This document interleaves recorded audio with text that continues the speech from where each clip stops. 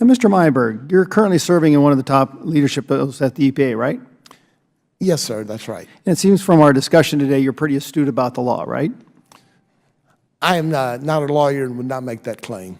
No, but you've been very articulate about the banter from both sides in regards to this claim or that claim. You're pretty articulate about that, right? Thank you, that's not for me to judge. Well, I mean, Mr. Heiss actually engaged on you because you were the administrator that actually made the decision on that case, so you're pretty familiar with, personnel management, right?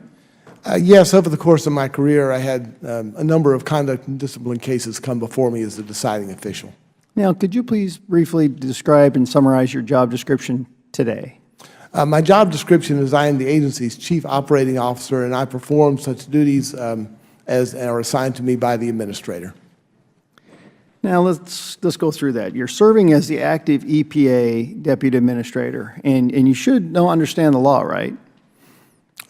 I'm, again, serving in... No, but you should understand the law. I mean, you're predicating this based on understanding the law, and all those underneath you should be following you. So you've also been nominated by the President to serve as the EPA Deputy Administrator.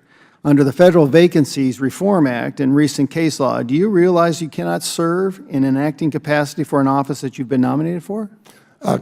Congressman, I am aware of the legal case that you're referring to and have been assured by counsel that my service is lawful. Whoa. Moreover, do you realize that in such a situation your actions have no force or effect under the law? And what I'm actually talking to you about is you're the CEO. You're applying these laws. So they basically go away. I'd like to have the name of the counsel that gave you that information because it's in total violation of federal statute and law. Will you provide that to the committee for? Yes, we'll be happy to do that. Have you ever discussed with anyone at the EPA that the fact that under the Federal Vacancies Reform Act, you cannot serve as the acting deputy director after you've been nominated to serve in the same office? Are you concerned that your actions can and will be challenged given that they have no force or effect under the law? Congressman, I have been in consultation with our counsel and been assured that the actions I'd like to have all names of individuals that gave you that because that's contradictory to federal law. Do you believe that you should step down as the acting EPA Deputy Administrator given that the law says that your actions have no force or effect? Again, Congressman, I've been consulted with counsel and that all of my actions... I want all individuals that gave you that consultation's name and titles. Your actions in the defiance of the law by your agency and this administration baffles me. Moreover, it does not surprise me. The EPA under this President has a long history of blatant disregard for the law and disrespect for the oversight authority of Congress.